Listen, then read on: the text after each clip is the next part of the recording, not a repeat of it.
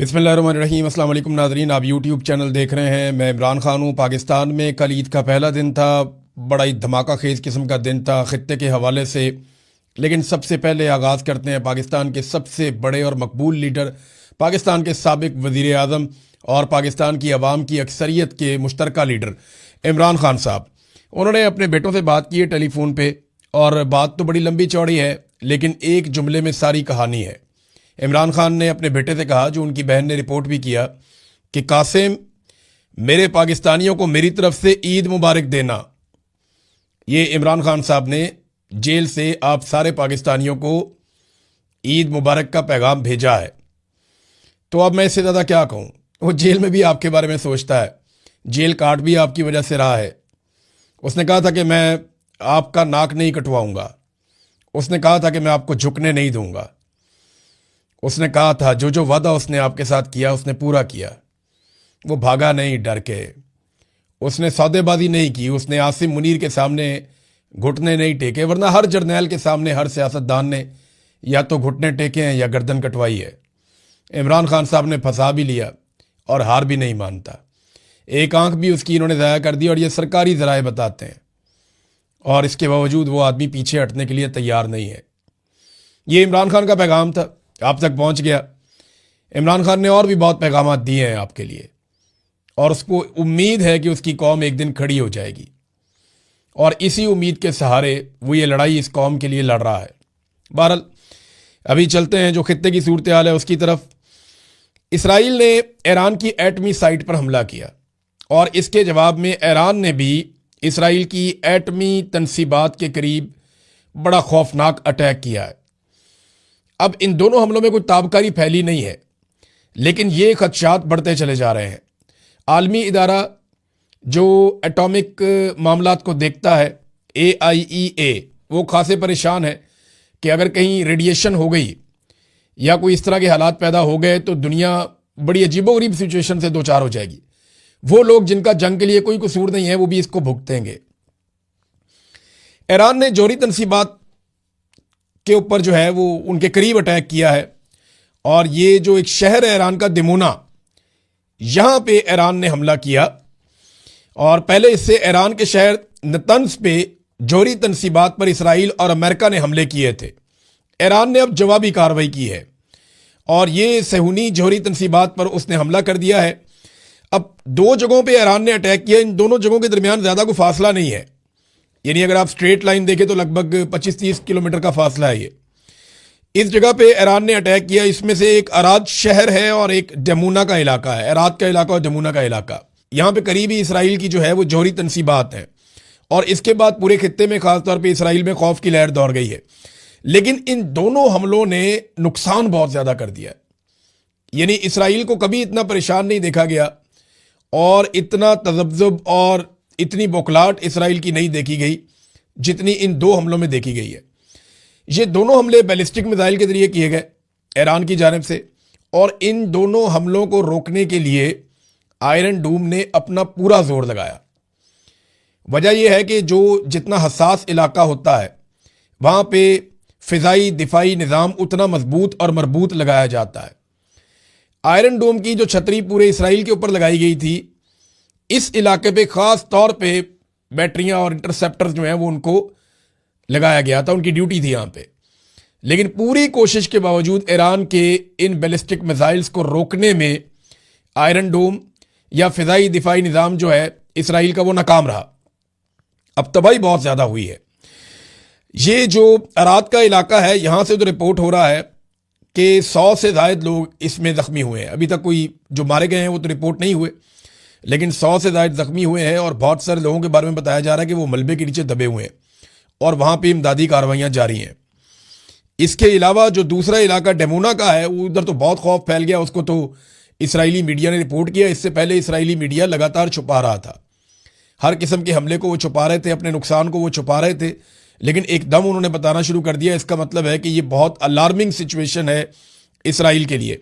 Netanyahu ने जो एक स्टेटमेंट दिया, वो स्टेटमेंट अगर मैं आपको पढ़ के सुनाऊं तो आपको सारी कहानी समझ आ जाएगी कि कितना प्रेशर है इस वक्त। अब ये जो एक ट्वीट आया नेतन्याहू का, ये मैं आपको पढ़ के सुनाता हूं। نیتن یاہو نے کہا کہ ہمارے مستقبل کی مہم میں یہ ایک بہت مشکل شام ہے. تھوڑی دیر پہلے میں نے اراد کے میئر اس سے بات کی اور اس سے کہا کہ وہ تمام اسرائیلی شہریوں کی جانب سے زخمیوں کی سلامتی کے لیے ہماری دعائیں پہنچا دیں. میں نے اپنے دفتر کے ڈائریکٹر جنرل کو ہدایت دی ہے کہ وہ تمام سرکاری وزارتوں کے ساتھ مل کر ہر ممکن امداد فراہم کریں. میں اس وقت میدان میں کام کرنے والے ہنگامی امدادی قوتوں کے حوصلہ افزائی کرتا ہوں اور میں ہر ایک سے اپیل کرتا ہوں کہ وہ ہوم فرنٹ کمپاؤنڈ کی ہدایات پر عمل کریں. ہم تمام محاذوں پر اپنے دشمنوں کو نشانہ بنانا جاری رکھیں گے. یہ جناب انہوں نے کہا. اب اس کو ذرا آپ سمجھیں نا کہ اسرائیل کے اوپر دباؤ کتنا زیادہ آیا. اسرائیلی وزیر اعظم نے 2-3 الگ الگ قسم کے سٹیٹمنٹ جاری کر دیے ہیں اس حملے کے بعد. یہ 2 حملے خوفناک تھے. اچھا اس کے علاوہ نا ایک اور بڑی خوفناک چیز ہوئی. دیکھیں ابھی یہ اٹامک سائٹس کے قریب حملے کر رہے ہیں. ایران کا بھی جو ایٹمی تنصیبات ہیں کوئی ایسی جگہ پہ اٹیک نہیں ہوا جس سے ریڈیشن پھیلے یا تابکاری اثرات نکلیں. اور ایران نے ویسے بھی اپنا جو ایٹمی مواد جو اس نے ابھی تک حاصل کیا ہے وہ زیر زمین بہت نیچے چھپایا ہے. وہاں تک امریکہ کا کوئی ہتھیار پہنچ نہیں سکتا جب تک کہ اس کی فوجیں وہاں پہ نہ اتریں یا کوئی غدار اندر سے کارروائی نہ ڈالیں. اور دوسری جانب اسرائیل جو ہے وہ ولنریبل ہے. اگر ایران کہیں اسی میزائل کو جو اس نے تھوڑا دور مارا اگر وہ اس کو اس ایریا میں مار دیتا ایگزیکٹلی تو پورے خطے کو اس کے اثرات بھگتنے پڑتے. یہ بات امریکہ کو بھی سمجھنی پڑے گی اور اسرائیل کو بھی سمجھنی پڑے گی اور پوری دنیا کو کہ یہ آگ سے کھیل رہے ہیں اور لاکھوں انسانوں کی جانیں زندگیاں ان کی صحت یہ خطرے میں پڑ جائے گی پورے خطے میں. گلف کے وہ ممالک جن کا کوئی تعلق نہیں ہے وہ بھی بھگتیں گے بعد میں. بہرحال ڈونلڈ ٹرمپ نے ایک بڑی خوفناک دھمکی لگائی. وہ دھمکی میں آپ کو پہلے پڑھ کے سناتا ہوں, اس کی وجہ بھی آپ کو میں بتاتا ہوں ڈونلڈ ٹرمپ نے اب یہ دھمکی کیوں لگائی.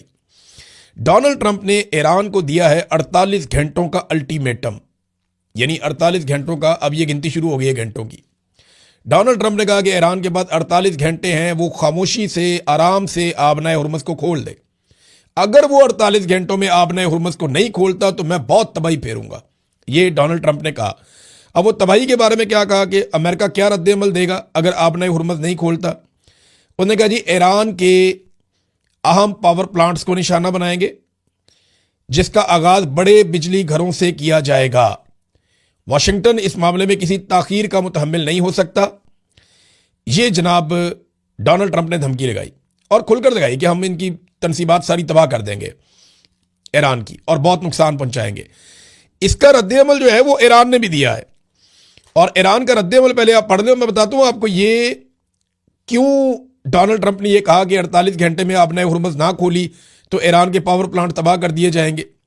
یہ کیوں کہا یہ میں آپ کو بعد میں بتاتا ہوں, لیکن پہلے آپ ایران کا جواب دیکھ لیں. انہوں نے کہا جی following previous warning of Iran's fuel and energy infrastructure is attacked by the enemy, اگر دشمن نے ایران کے جو فیول کے اور انرجی کے توانائی کے انفراسٹرکچر ہیں اگر ان کو تباہ کیا, اس کے اوپر حملہ کیا, تو اس کے بدلے میں خطے میں جو امریکہ اور اس کے رجیم سے متعلق جتنے بھی ریجنل ٹارگٹس ہیں اور جتنے بھی انفراسٹرکچرز ہیں وہ سارے نشانہ بنیں گے, چاہے وہ انرجی کے ہیں چاہے وہ انفارمیشن ٹیکنالوجی کے ہیں. ایران نے بھی جواب دیا کہ پھر پورے ریجن کے اندر, یعنی پہلے بھی وہ یہ کہہ چکے ہیں کہ اگر ہماری بجلی یا توانائی بند ہوگی یا ہماری آئل سائٹس کے اوپر اٹیک کیا جائے گا, انرجی سائٹس کے اوپر اٹیک کیا جائے گا, تو پھر بچے گی کسی کی بھی نہیں. اور یہاں پہ یاد رکھیے گا امریکن کمپنیاں دنیا میں سب سے زیادہ دولت بنا کے یہاں سے لے جاتی ہیں. یہ بڑی بڑی جو تنصیبات ہیں, بڑی بڑی جو آفیسز ہیں, یہ بڑا بڑا جو نظام چل رہا ہے, اس میں امریکنز بے شمار پیسہ کما رہے ہیں. آئل کمپنیز میں خاص طور پہ اس بزنس میں امریکن بلینئرز, اس کے اندر ان کی بڑی بڑی کمپنیاں ہیں اور بہت پیسہ امریکہ میں جاتا ہے. بہرحال اب یہ ایران نے بھی واپس وارننگ دے دی ہے کہ جناب آپ جو کریں گے وہ پھر ہم بھی کریں گے. یہ بات ہمیں ذہن میں رکھنی پڑے گی کہ ایران کو جو ایران کے ساتھ کیا گیا ایران نے واپس وہ کیا, اور جو ایران نے وارننگ دی ایران نے اس کے اوپر عمل درآمد کیا. انہوں نے اس جنگ میں اپنی ایک کریڈیبلٹی بنائی ہے کہ جو ہم کہتے ہیں پھر وہ ہم کر بھی دیتے ہیں. جب ہم بتاتے ہیں کہ اگر یہ کیا تو یہ کریں گے تو پھر وہ ہم کر بھی دیتے ہیں. اب ناظرین امریکہ کو یہ کیوں کرنا پڑ رہا ہے؟ دیکھیں کچھ ممالک نے ایران سے رابطہ کیا ہے, مبینہ طور پہ جاپان بھی ان میں سے ایک بتایا جا رہا ہے. ان ممالک نے ایران کو یقین دلایا کہ آپ آبنائے ہرمز سے ہمارا تیل گزرنے دیں, ہمارے آئل ٹینکرز آپ جاننے دیں, ہم آپ کی شرط کے مطابق چائنیز کرنسی کے اندر پیمنٹ کر دیتے ہیں. اب یہ ٹریلینز آف ڈالرز کا امریکہ کا سالانہ نقصان ہو جائے گا اگر یہ ٹرینڈ چل پڑا دنیا میں. تو یہ ہے امریکہ کی پریشانی. ایک کہاوت ہے نا اردو میں, کھایا پیا کچھ نہیں گلاس توڑا 12 نے. تو امریکہ کو لینے کے دینے پڑ جائیں گے, یہ بھی کہاوت ہے. وہ کیسے؟ دیکھیں, یہ تو جنگ لڑنے گئے تھے مفاد کے لیے, اپنے فائدے کے لیے کہ اربوں ڈالر کما لیں گے دوبارہ سے, اور اسرائیل ہمیشہ کے لیے محفوظ بھی ہو جائے گا. غزہ کے اندر بھی اپنا پلان جو ہے اس کو عمل درآمد کر لیں گے, اور اربوں کے اوپر بھی ایک دھاک بیٹھ جائے گی, پورا نظام ایک بن جائے گا. اور ڈونلڈ ٹرمپ امریکہ کے اندر اٹھنے والے پولیٹیکل معاملات یا ایپسٹین فائل یا ایسی چیزوں سے بھی مبینہ طور پہ بچ جائیں گے. دماغ میں تو یہ تھا, گیم پڑ گئی الٹی.